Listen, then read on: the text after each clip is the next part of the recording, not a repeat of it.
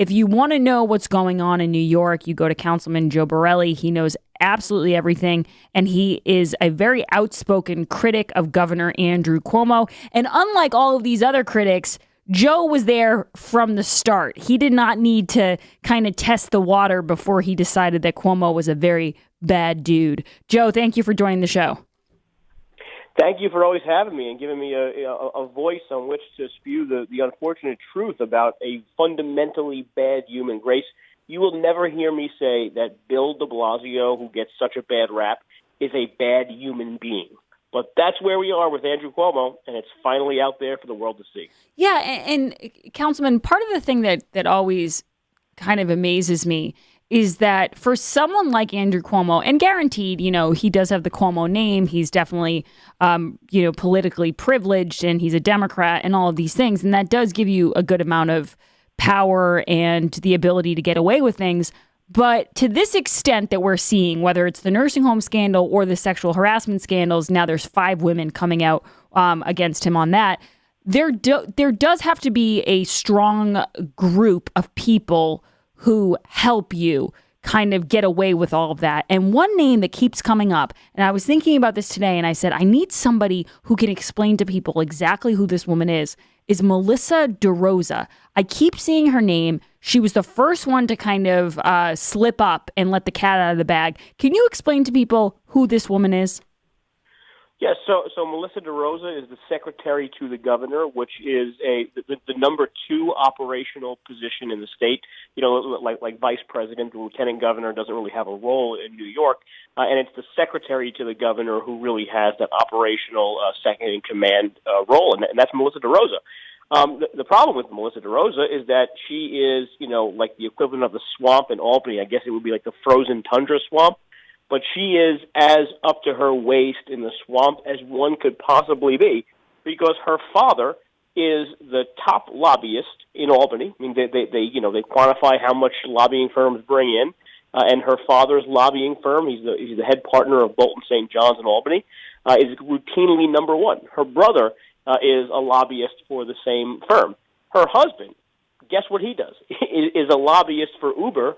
And one of the obviously one of the most influential companies that are lobbying state government right now, in every state capital, frankly, is of course Uber. I mean, she is up to her nose in the swamp and corruption of Albany, and it's paid off for her family. At least we could say that. We can give her some credit. And part of the story that's interesting is that Melissa DeRosa was on that Zoom call with other Democrats where I think the excuse, and I'm paraphrasing, obviously, Joe, but the excuse was kind of like, we had to cook the books, or we had to lie about the numbers because we thought that Trump and his mean tweets were going to, open a federal investigation into us. Now, that's what she said. The timeline doesn't actually make sense, though. It's even worse than that, Grace. I mean, just to clarify the point, because it's a very good point.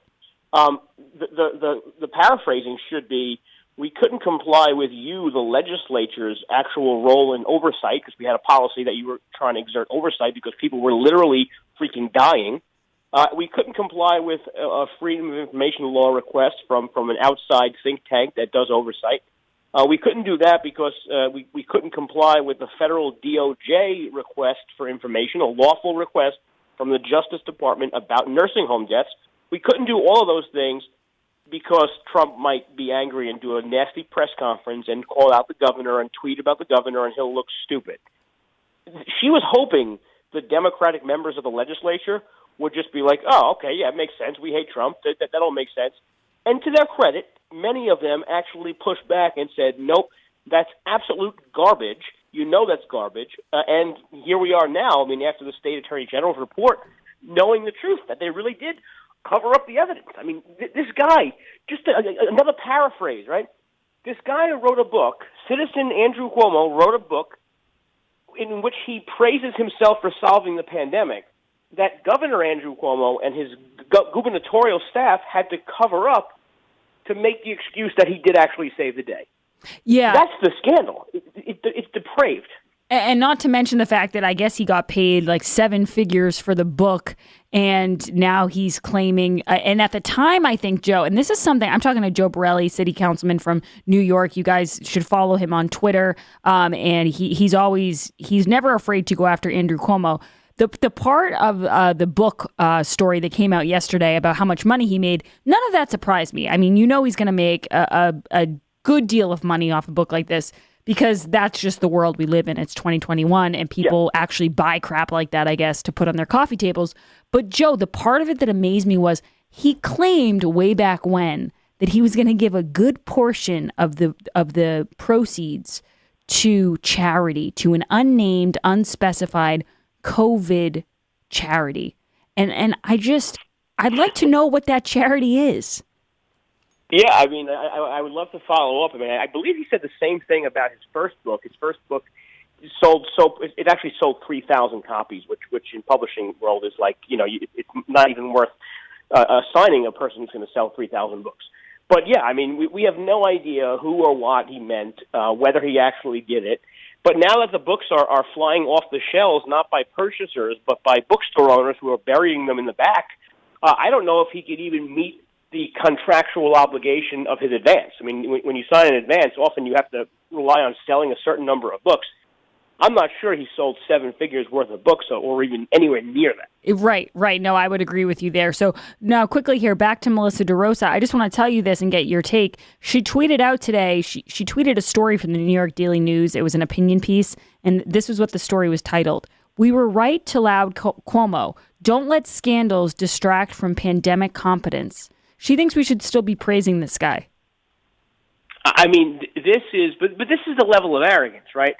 As the world is collapsing around them, yes, with sexual harassment scandals, but also on the fact that the guy was not who we falsely believed him to be during COVID. She's out there trying to continue, even today, to perpetuate that myth, that lie, Andrew the savior, Andrew the hero, Andrew the COVID conqueror. And this is the person that we know him no longer to be. By the way, that same article, and this is how wrong this article is, that same article dismisses the sexual harassment claims against Cuomo, and it basically says, and I'll quote it, it says, harassment claims from 15 years ago basically aren't worth, regurgitating. These claims, one of them, yes, is from 15 years ago. These claims, though, are from the past 2 or 3 years. I mean, it's insulting. It's wrong. If this was a Republican, this would be the only thing people spoke about. How one of the president's supporters wrote an op-ed trying to dismiss the claims of women, dismiss the claims of victims in this case. And they'd be right if it was a Republican. But now when it's a Democrat, we don't even hear them making that claim. I mean, some people are, but most people aren't. Yeah, and I think another part of this story, when I talk about the level of incompetence, and sometimes when it comes to government, you either think, okay, they're either doing something purposefully, they're either corrupt or they're incompetent. And I don't think there's any question at this point that Andrew Cuomo's administration is corrupt, because they kind of admitted it themselves. But I also bring that into the sexual harassment, because in a lot of these women's stories, they make mention of the people that work there and how they kind of helped cover things up. And I don't know how much people knew, and that's why I won't name any names in this situation, but it does make you think, like, if this behavior, in some of the stories, in the story that Lindsay Boylan tells, Joe, and I know you know this, but she talks about him asking her to play strip poker when a state trooper was sitting right next to him. And then, and then in another story with the woman who he put his hands on at a wedding, Anna Roosh, she was at a wedding, and you can see all these people in the background. So I just am curious about how much these people, and specifically these women, covered up for this monster. Yeah, I mean, I've had to sit through the state sexual harassment, trainings before, and the things he was doing are not gray areas, So I mean, look, I don't mean to dismiss anyone who's ever been offended by people, but like, if someone complimented you on your blouse, there are two things that could mean. One is kind of nefarious, and one is not. There's a gray area. When you're the governor of the state, you trying to kiss your staffers, even if it's on the cheek in a private room by yourself with the door shut, that's not okay. If you're the governor, if you're a 60-year-old man, you shouldn't be talking to women who are in their 20s about their sex life and their promiscuity and whether they sleep with older men. Like there's no leeway there. That's just wrong. And if those claims and those accusations were leveled against him, or even reported, or even had the knowledge of anyone who was higher up than those employees, they would have an obligation to report it and follow the protocols. The New York Post broke a story where these protocols weren't even followed. So when one of the women, I forget which one it was, to be honest, but one of them did report that she felt uncomfortable, and instead of having an investigation, they covered it up. They literally covered it up and dismissed the allegation and said, no, it's the governor, and we're not going to pursue it. That's not what that's not what the law says. That's not what the law that Governor Cuomo actually signed says. That's not the law that Governor Cuomo actually touted himself for passing says. And he should be held accountable to the same standards that he himself held other members of the legislature to. 2018, he called on the Attorney General, Eric Schneiderman, to resign based on the accusations in one single article in Vanity Fair. And before that, these are names that your audience wouldn't know, but there's been 4 or 5 men who were legislators in the state legislature who he called upon to resign based on the accusations and not on the investigation and facts. But now it would be anti-democratic for him to resign. Councilman Joe Borelli, I have to ask you one more question before you go here. Bill de Blasio's wife is, she's a big proponent of defund the police. She got Bill on board, which I'm sure wasn't hard to convince him. And now she's telling people in New York that they should intervene if they see a hate crime going on. What do you think about that? Yeah, no, definitely not. This is one of those things where, me, myself, and other elected officials are just saying, no. I mean, not that you'd ever listen to the First Lady of New York City anyway on anything, but, this is one of those things where if you see somebody, drawing a swastika on a fence somewhere, you should call the police first. I mean, this is not something you should intervene in. You still could face criminal charges, and this is just an absurd take by an otherwise absurd series of policies where the First Lady, the Mayor, and the City Council are trying to devolve the powers and the responsibilities of the police. Yeah, and not to mention just ruin the city in the meanwhile. Councilman Joe Borelli, thank you very much. Joe, where can people find you on Twitter? At Joe Borelli NYC for tons of fun. Perfect. Thank you so much. He is really great on there, and he really does hold all of these incompetent politicians their feet to the fire. I mean, we think we have it bad here in Massachusetts, but if you tune into some news in New York, you'll realize it's not that bad. Guys, if you're thinking of replacing your carpets due to pet stains and odors, you must try Genesis 950. The reviews are amazing. This is one product that actually works. With water, it breaks down the bonds of stains and odors, so they're gone for good. Its antibacterial component removes pet odors from carpets and padding. It can be used in a carpet cleaning machine, and it's green, so it's safe for your family and pets. My favorite part about Genesis 950, well, one, I really like the spray bottle because it shoots the spray out really strong, which I like. But number 2 is it's made in America. If you're tired of pet cleaners that don't work, it's time to buy Genesis 950.